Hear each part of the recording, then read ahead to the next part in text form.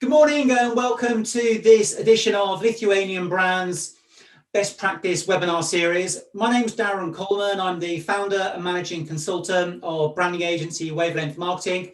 And it's also my pleasure and privilege to be the Honorary Counsel for Lithuania here in the UK. I'm delighted to be joined by Gediminas from Ruby. Gediminas is the founder and CEO of Ruby. Labas Ritas or Labas Diana? Labas diena. Hello. Good How's to it talk to you. going? Yeah, keeping busy.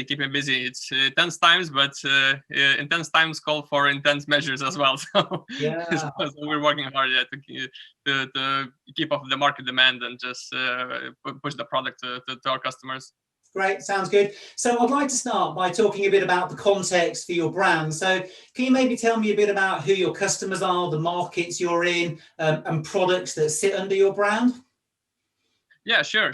So yeah, our brand is Ruby, and we basically under our brand is our brand is focused mainly into one product right now, at least currently into the electric drive for bicycles called Ruby X. And Ruby X is the latest iteration of our device, and our device is meant to make every single bike electric without using a single wire. So it's a completely wireless plug-and-play solution to make a regular bike into an e-bike. And it all started, I think it was back in 2013, so 7 or almost 8 years ago. And as many great companies were founded, we started in my mom's garage, actually.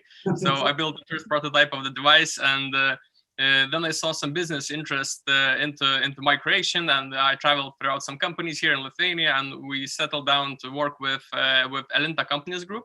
And Elinta Companies Group is focused on high technologies and sustainable technologies as well. So like electric charging stations, hybrid electric vehicles, and Ruby just fits perfectly into that chain of products. So for a couple of years, I think up to 2015, we were under this like a inside project of Elinta Companies Group. And in 2015, we became a spin-off company, just a separate entity as Ruby. And we focused on designing, building, and selling and distributing this device. Yeah, so it was a challenging journey, definitely, yeah, because we went through all the regular startup steps with funding and production issues and challenges. So, and building a brand new distribution chain for our product. So it was definitely a challenge, but it was definitely an interesting one. We learned a lot, and now our customers are enjoying the product I think right now in more than 30 countries around the world. Sounds amazing. So can you tell me who your ideal target customer is? Yeah, so right now we're basically focusing on urban environments. So our perfect customers are living usually in urban city centers, and the people who own the bike, but they don't usually use it every single day because they get sweaty, or maybe they a bit lazy to cycle every single day. So our goal is to take those bikes that are being stored in sheds, in balconies, in like staircases or whatever, so and put them back on the street, make them electric and put them back on the street. So our target customer is a person who loves the bike they have already, and they don't want to purchase a brand new e-bike just to get the electric benefits on an e-bike. So for us, it's the main messaging for our customers that we can make your bike electric. You don't have to buy a new one; use your own. So it ties in very well with like circular economy and then reuse of all bikes altogether. And our brand is really focused on like sustainability and electric mobility. So it's really a good solution to our customers. Yeah, it sounds great. So you mentioned that you're in 30 markets. That's fantastic. Can you give us a clue for which some of your more important markets? Yeah, so it's right now we're basically focusing on the European Union markets. So France, Germany, Spain, Italy, Scandinavian countries, UK as well, and a bunch of smaller countries as well here in Europe. But we also distribute in Australia, New Zealand, and we have some customers in the US as well. So our reach is quite big, and we're looking to strengthen our ties in those markets right now, because we do have the contacts, but we just want to grow the network and then make to just basically increase the quantities in those markets. Well, when you talk about people that want to use a bike but don't want to turn up at the office sweaty, you made me smile because I spend quite a bit of time in Southeast Asia, and I can think of markets, particularly Singapore, where I think people may be interested in this, but because it's so hot all year round, the appeal. But I know they've had some challenges with e-scooters in Singapore and people tuning them up and turning them into things that go as fast as cars. Yeah, definitely. And the Asian markets is also on our focus for some future like growth of our brand and our company. Yeah, but right now we're just basically we're trying to get the lowest hanging fruit, so to say, here in European markets, and we're steadily growing bit by bit because we are a really small company, and it takes a lot of resources to go like to the far east, for example, to the far markets. But we're getting there. I think 2021 will be the year when we will have a bigger presence in the Asian markets as well. Sounds brilliant. So you mentioned that you've got one product under your brand. Can you tell me a little bit more about the brand and values or positioning? And you mentioned the story. Mm-hmm. Yeah, so as I mentioned, our brand is focused on sustainable travel and e-mobility. And of course, the keywords here are like last mile mobility solutions, because we're really a light electric vehicle manufacturer. And we want to make those short within like a city commutes much more pleasant and much more easy for our customers. Yeah, and we're basically just trying to recycle, so-called recycle those bikes that are already in the market, because European Union, like in the total, I'm sorry, the European Union bicycle owners have, I think by the last statistics, close to 300 million bicycles purchased already, like owned by customers, but less than 10% are actually being used daily on the streets.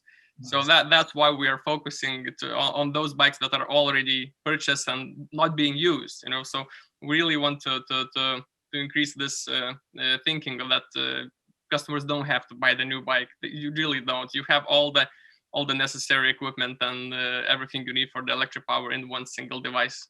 Great. So is your brand positioning about aligning with the circular economy and then making the right environmental choice? Yeah. So that's something that we want to encourage our customers to do, because it's really our mission to decrease the CO2 emissions, of course, and as well. Not only like sustainability and then making the roads much more quieter, but it's also like a lot of people say that the e-bikes are for the lazy people, but they're actually not. There's a lot of research saying that, well, when you cycle an e-bike, you're still moving your hands, your legs, and your whole body muscles are moving. You're still getting some exercise.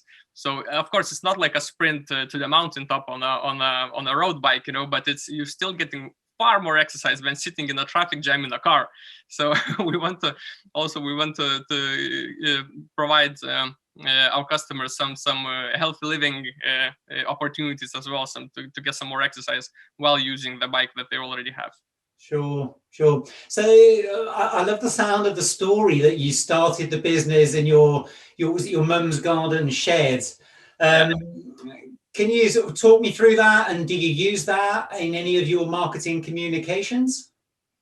We don't really use that much. Yeah, so it really all began in my mom's backyard shed, definitely, because we had in our family I think 3 or 4 bicycles that were like regular bicycles, but I was always building things and destroying things at the same time as well. So yeah, I even built a jet engine when I was 16 years old. So it was quite, yeah, I like to tinker with things. And how the device came up actually was that out of those 4 bikes, I destroyed 3 of them by making them electric, and I just cut them up, put some motors, some car batteries on it, and they were like non-rideable. But the only last remaining bike was my sister's bicycle, actually, and I could not touch it. It's like, nope, not this one. So I had to come up with a solution that I could put an electric drive on the bike and remove it, and sister would not know a thing about it. And I made some sketches, I made some drawings, and gradually I built the first prototype. I put it on a bike and it worked. I rode my sister's bike on electric assist, and when I was finished, I just took off the drive, and sister doesn't know a thing. So, and this portability and removability was like aha moment. Like, okay, this can work actually. So then I started going into contests and looking for partnerships, and well, the rest is history. Yeah. And right now we're actually, when I started in my mom's backyard shed, right now we're manufacturing these devices with the second largest manufacturer in the world. So we are really happy with the partnership, and the scale and the quality that we managed to reach throughout these years is really something like, even for myself personally, when I was involved through every single step and decision in the process, it's mind-blowing for me. So it's really a journey. I think I should write a book someday about it. Well, I know a few publishers if you want to. I think it's a fantastic story. Has your sister still got that bike, and has your mum got a bike with an electric motor on it? Yeah, actually, the sister's bike is still back in the mom's shed. And my mom, she tried the Ruby as well, so she liked them. My sister rode the latest version of Ruby X as well, so it's good. It's good. They like it, and everybody enjoys it. Yeah. Brilliant. Sounds fantastic. So then finally, I'd just like to have a think about the future. What are the plans, hopes, aspirations that you've got for Ruby? If you can tell me a little bit about that for the next months, coming years. Yeah, so right now we're mainly focusing on a couple of areas. One is production, and the other one is distribution. So really scaling up even more our production plans and our production facilities to get the supply of to secure a supply of components and the goods from our factory. And that's of course a challenge in these days in the things that are going on around the world. Yeah. And another one, as I mentioned, is distribution. So really working with our partners because our partners already sold our devices, these new ones. And right now we're gathering feedback about, okay, what you liked, what you didn't like, what we can improve, and really learning from our partners what we can improve, both on the device and on our marketing material, like slogans and videos, pictures, whatever. So we're gathering all this feedback and really preparing for the spring season of 2021, because it will be a big one. Because statistically, we're looking at the numbers at the European Union about how the pandemic influenced the bike riding, the whole ecosystem of bikes pretty much. So everybody got out of stock of bicycles because people are not using public transport so much, and they're using like a simple bike to get to work, to get groceries, and they're switching from public transport to bikes, and there's a lack of bicycles, and the increase of bikes in the streets is really significant. So I think next year will definitely be a great year for us, because there's going to be a lot of new bike riders on the streets, and new bike riders mean they get sweaty very fast and they need some assistance. Of course, that's a joke, yeah, but definitely the opportunities for bike manufacturers and in general the bike market are really, really good, yeah, and it really ties into all these sustainability goals that we have and the industry has, and all the markets and the governments even have, and it's a perfect storm for bikes, I would say. Yeah. No, that sounds fantastic. I'm delighted to hear that you've grown so quickly in such a short period of time, and that you've got such inspiring and ambitious plans for the months and years ahead. I wish you well. Well, that's all that we've got time for today, Gediminas. I'm sorry to have to cut our conversation short, but thanks a million for your time. It's been great to have you on Lithuanian Brands Best Practice webinar series. So thanks a lot. At you.